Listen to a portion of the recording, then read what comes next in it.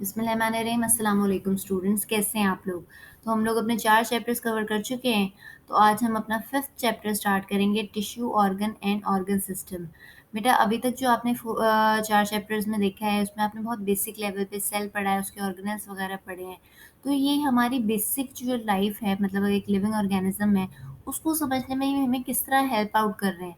तो आज हम जो है ना एक पूरी लाइफ का एक पूरे और जो है ना ह्यूमन लाइफ का एक बेसिक सा ओवरव्यू देखेंगे।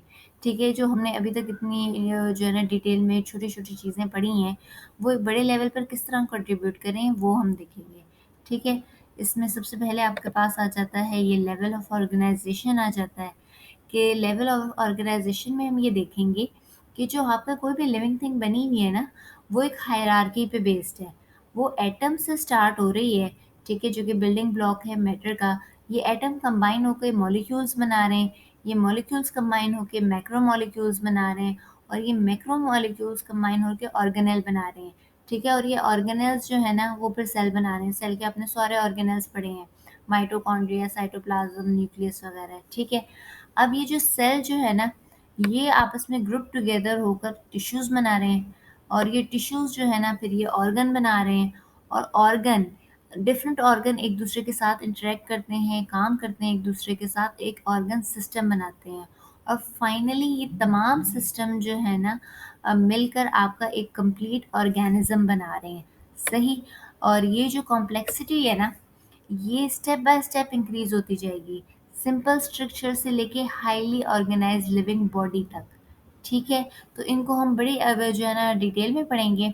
तो सबसे पहले हमारा आ जाता है कि एटम। एटम की हम डेफिनेशन देखेंगे कि एटम की डेफिनेशन है एक building block of matter. Example आप देख लें, कार्बन, हाइड्रोजन, ऑक्सीजन। आप लोगों ने ये सारे जो है एटम्स वगैरह ये केमिस्ट्री में बहुत डिटेल में पढ़े होंगे। ठीक है, ये जो एटम्स हैं ये कंबाइन होके सब कुछ बनाते हैं। ये लिविंग थिंग्स भी बना रहे हैं, नॉन लिविंग थिंग्स भी बना रहे हैं। सही। उसके बाद आपके पास मॉलिक्यूल आ जाता है। मॉलिक्यूल की डेफिनेशन देखेंगे कि जब दो या दो से ज़्यादा एटम्स ज्वाइन होते हैं तो वो मॉलिक्यूल्स बना रहे हैं। एग्जाम्पल हम वाटर देख लेते हैं, H2O है, प्रोटीन्स है, न्यूक्लिक एसिड है, डीएनए, आरएनए है। डीएनए जैसे आपका ये डीऑक्सी राइबो न्यूक्लिक एसिड है। मॉलिक्यूल्स की जो प्रॉपर्टीज होंगी वो एटम्स की प्रॉपर्टीज से डिफरेंट होगी। जिस तरह एक सिंगल जो है ना एटम बिहेव कर रहा है ना, तो उस तरह से वो मॉलिक्यूल बिहेव नहीं करेगा। सही है, उसकी प्रॉपर्टीज डिफरेंट होगी क्योंकि वो दो एटम्स आपस में कंबाइन हो गए। और यही हमारे चैप्टर की और यही हमारे इस टॉपिक की बेस भी है। सही। उसके बाद हम ऑर्गेनेल देखेंगे।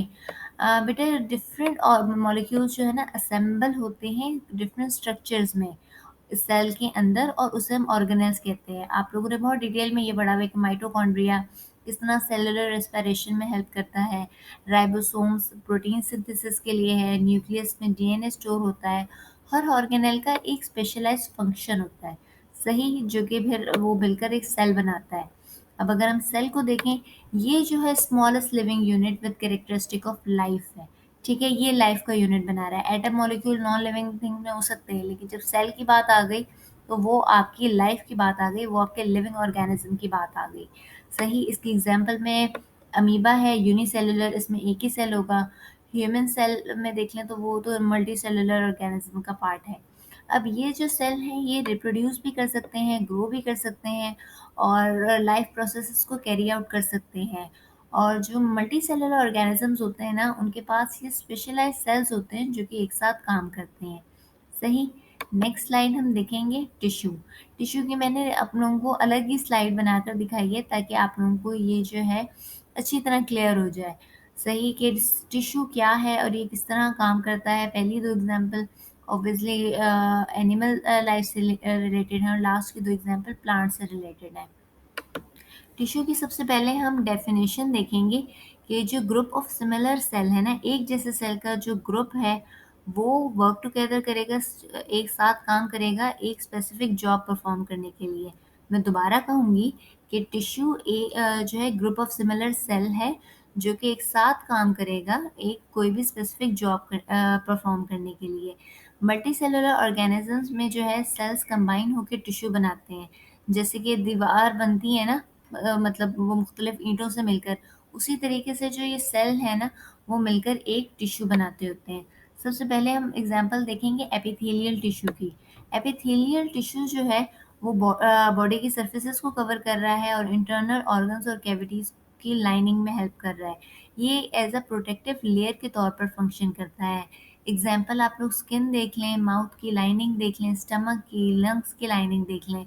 अगर आपको इसको मैं सिंपल एक्सप्लेन करूँ तो ये एक तरह से प्लास्टिक शीट होती है ना, जो कि कवर भी करती है, प्रोटेक्ट भी करती है। तो एपिथेलियल टिश्यू भी वही काम कर रहा है। मसल टिश्यू को देखेंगे, मसल टिश्यू को आप देखेंगे कि देखिए अब इसका स्ट्रक्चर चेंज हो गया है। इसमें जो है लॉन्ग थिन सेल्स होंगे जो कि कॉन्ट्रैक्ट कर सकते हैं, रिलैक्स कर सकते हैं। फंक्शन इनका होगा कि ये बॉडी की मूवमेंट में हेल्प कर रहे हैं, इंटरनल ऑर्गन्स की मूवमेंट में हेल्प कर रहे हैं। आप एग्जांपल देखेंगे कि कार्डियक मसल की, कार्डियक मसल हार्ट में प्रेजेंट होता है जो कि ब्लड पंप करता है। और अगर स्केलेटल मसल्स देखेंगे तो वो आर्म्स और लेग्स में प्रेजेंट होता है। इसकी एग्जांपल जैसे इलास्टिक बैंड है ना, जो स्ट्रेच भी हो जाएगा और शॉर्टन भी हो जाएगा, इसकी एग्जांपल बिल्कुल वैसी है। नंबर थर्ड देखेंगे एपिडर्मल टिश्यू। जो सेल जो कि प्लांट की आउटर लेयर बना रहे हैं ना सेल, वो एपिडर्मल टिश्यू है। इसका फंक्शन यही है कि ये प्लांट के इनर पार्ट्स को ड्राई होने से भी बचाता है, इन्फेक्शन होने से भी बचाता है और इंजरी से भी बचाता है। एपिडर्मिस ऑफ सेल आप देखेंगे वो जो वैक्सी लेयर सी होती है ना, वो होती है और ये वाटर लॉस को भी प्रिवेंट कर रहा होता है। अगर मैं सिंपल वे में इसको एक्सप्लेन करूँ तो ये एक तरह से प्लांट की स्किन होती है। ठीक है। लास्ट एग्जांपल हम देखेंगे वेस्क्यूलर टिश्यू। ये स्पेशल टिश्यू है जो कि वाटर और फूड को ट्रांसपोर्ट कर रहा है। इसके दो पार्ट्स हैं, एक तो जाइलम है, एक फ्लोएम है। जाइलम जो है वो वाटर और मिनरल्स को कैरी करता है और फ्लोएम जो है वो फूड को कैरी करता है। एग्जाम्पल हम इसकी तरह देखेंगे कि जाइलम रूट में प्रेजेंट है और फ्लोएम जो है वो स्टेम और लीव्स में प्रेजेंट है। इसकी एक्सप्लेनेशन इस तरह से कि ये मिलकर एक ट्रांसपोर्ट सिस्टम बना रहे हैं, एक रोड नेटवर्क बना रहे हैं प्लांट का। ठीक है, तो टिश्यू समझ में आ गया होगा। टिश्यू के बाद आपका ऑर्गन और ऑर्गन सिस्टम आएगा। ये ऑर्गन और ऑर्गन सिस्टम हम नेक्स्ट जो है टॉपिक में भी डिटेल से पढ़ेंगे। अभी आप इसको इस तरह देख लो कि जो है डिफरेंट जो रिलेटेड टिश्यूज़ है ना, अब वो मिलकर एक जो स्ट्रक्चर बनाएंगे जो कि आपस में काम करेंगे और एक स्पेसिफिक फंक्शन परफॉर्म करेगा, वो ऑर्गन होगा। एग्जाम्पल से आपको अच्छी तरह क्लियर होगा कि देखो हार्ट है ना, सही है, वो ब्लड पंप कर रहा है through the circulatory system. Lungs को देख लो, वो गैसियस एक्सचेंज जो है फैसिलिटेट कर रहा है। गैसियस एक्सचेंज आपका वही है कि आप ऑक्सीजन इनहेल करते हैं और कार्बन डाइऑक्साइड एक्सहेल करते हैं। प्लांट सिस्टम में देखेंगे लीफ एक ऑर्गन है जो कि फोटोसिंथेसिस कंडक्ट कर रहा है। रूट एक ऑर्गन है जो कि वाटर और न्यूट्रिएंट्स को सॉइल से एब्जॉर्ब कर रहा है। ऑर्गन सिस्टम हम देखेंगे कि मल्टीपल ऑर्गन्स जो है ना वो एक साथ काम करेंगे एक रिलेटेड फंक्शन अगेन परफॉर्म करने के लिए। सर्कुलेटरी सिस्टम में देख लें कि हार्ट की एग्जांपल दी हुई है, इसके साथ वेन्स वगैरह भी होती हैं कि एक तरह से ये न्यूट्रिएंट्स और ऑक्सीजन को ट्रांसपोर्ट कर रहे होते हैं through out the body.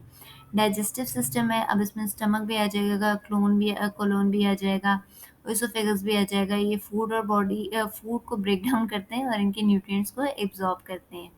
Root system है, ये प्लांट को एंकर करता है और वाटर और न्यूट्रिएंट्स को एब्जॉर्ब करता है। शूट सिस्टम है जो कि प्लांट को सपोर्ट करता है, फोटोसिंथेसिस कैरी आउट करता है। ठीक है। नेक्स्ट नेक्स्ट अब ये पूरा ऑर्गेनिज्म ही आप देख लें कि एक लिविंग एंटिटी है, किस तरह से ये इंडिपेंडेंटली फंक्शन परफॉर्म कर रही है। सही है कि पूरे ऑर्गन और ऑर्गन के सिस्टम्स का प्रॉपर फंक्शन परफॉर्म कर रहा है, तभी ये फंक्शन इंडिपेंडेंटली फंक्शन कर रही है। तो पहली स्लाइड में तो मैंने आपको सिर्फ एनिमल की एग्जांपल दी थी, इसमें मैंने एनिमल की भी एग्जांपल इंक्लूड किया, प्लांट की भी एग्जांपल इंक्लूड किया कि किस तरह एक ऑर्गेनिज्म इतनी सारी चीज़ों से मिलकर बन रहा है। ठीक है। इमर्जेंट प्रॉपर्टीज देखेंगे। इमर्जेंट प्रॉपर्टीज आपकी क्या है? देखो बेटा कि जो भी आपने कंपोनेंट्स पढ़े हैं ना, ये अकेले काम नहीं कर रहे, ये सोलली वर्क नहीं कर रहे, ये आपस में इंटरेक्शन की वजह से काम कर रहे हैं। इनकी इस इंटरेक्शन की वजह से कुछ न्यू फंक्शंस क्रिएट होते हैं जिन्हें हम इमर्जेंट प्रॉपर्टीज कहते हैं। इसमें फिर आपकी वो एबिलिटीज में जो है इंक्लूड हो जाती हैं जो कि हाई लेवल ऑफ ऑर्गेनाइजेशन में इंक्लूड होती हैं। ठीक है। लेकिन इंडिविजुअल कंपोनेंट में नहीं होती। अब आप अगर देखो ना कि अगर एक डीऑक्सी राइबोन्यूक्लिक एसिड, इस वो कितनी जो है एटम और मॉलिक्यूल से मिलकर बना होगा, लेकिन एक मॉलिक्यूल या एक एटम तो नहीं ना आपका हेरिडिटी जो है पूरी इंफॉर्मेशन को कैरी आउट कर सकता। वो ये सारी चीज़ें मिलती हैं, आपस में वर्क टुगेदर करती हैं और अल्लाह ताला का निज़ाम है कि माशाल्लाह किस तरह से ये चीज़ें आपस में इंटरैक्ट कर रही हैं और ये सारी जो है ना प्रॉपर्टीज़ बना रही हैं। सही। इमर्जेंट प्रॉपर्टीज़ को अगर मैंने ये बड़ी सिंपल सी आप डेफिनेशन है आपकी बुक में बहुत ही डिटेल में है कि न्यू फंक्शन किस तरह अराइज होते हैं कि ये जो लोअर लेवल पे कंपोनेंट्स जिस तरह से आपस में इंटरेक्ट कर रहे हैं ना तो वो एक न्यू फंक्शन बना रहे हैं। किस तरह से एक मसल सेल है वो फिर वो कार्डियक मसल में बनता है, फिर वो हार्ट जो है प्रेजेंट होता है और फिर वो पूरे एक ऑर्गेनिज्म में जो है ना वो ब्लड पंप कर रहा है। ठीक है। अब इसको थोड़ा सा और डिटेल में देखेंगे। इमर्जेंट प्रॉपर्टीज़ को सबसे पहले आपकी जैसे बुक में दिया हुआ है कि 5 पॉइंट्स तकरीबन दिए हुए हैं। फ्रॉम सबसे पहला तो यही है कि फ्रॉम ऑर्गेनेल्स टू सेल, कि इंडिविजुअल ऑर्गेनेल्स का एक स्पेसिफिक फंक्शन है। लेकिन जब ये ऑर्गेनेल्स इंटरैक्ट करते हैं सेल के अंदर तो एक बड़ा ही कॉम्प्लेक्स सिस्टम बना देते हैं जो कि बहुत सारी प्रोसेसेस को कैरी आउट करता है। सेल डिवीजन हो गया, प्रोटीन सिंथेसिस हो गया, एनर्जी प्रोडक्शन हो गया। सेकंड पॉइंट आपका दिया हुआ है सेल से टिश्यूज़ का। जो इंडिविजुअल सेल्स में जो प्रॉपर्टी नहीं ना होगी, वो टिश्यू में होगी। जैसे कि एक मसल सेल है, वो मिलकर जो है ना एक मसल टिश्यू बनाता है, जो कॉन्ट्रैक्ट भी हो रहा है और फ़ोर्स भी जनरेट कर रहा है। अकेला मसल सेल वो फ़ोर्स जनरेट नहीं कर सकता, जो मसल टिश्यू कर रहा है।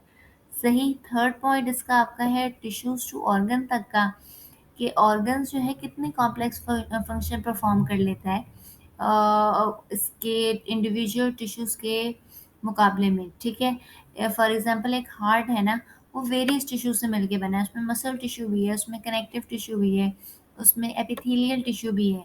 और इनकी जो आपस में कोऑर्डिनेटेड इंटरेक्शन होती है ना टिश्यूज़ की, वही अलाउ करती है कि हार्ट जो है ब्लड पंप करे थ्रू आउट द बॉडी। और अगर हम ऑर्गन से ऑर्गन सिस्टम को देखें तो मल्टीपल ऑर्गन्स जो है एक साथ काम करते हैं ऑर्गन सिस्टम पे, जिसमें में बड़े वाइटल फंक्शंस भी आ जाते हैं। जैसे कि अगर आप डाइजेस्टिव सिस्टम की अगर एग्जांपल देखें तो इसमें ये डिफरेंट ऑर्गन्स हैं, माउथ है, ओएसोफेगस है, स्टमक है, इंटेस्टाइन है, लिवर है। ये इंडिविजुअल ऑर्गन आपका फूड डाइजेस्ट नहीं कर सकता, लेकिन इनकी कोऑर्डिनेटेड एक्शन जो है ना वो आपका डाइजेशन का प्रोसेस कैरी आउट करा सकते हैं।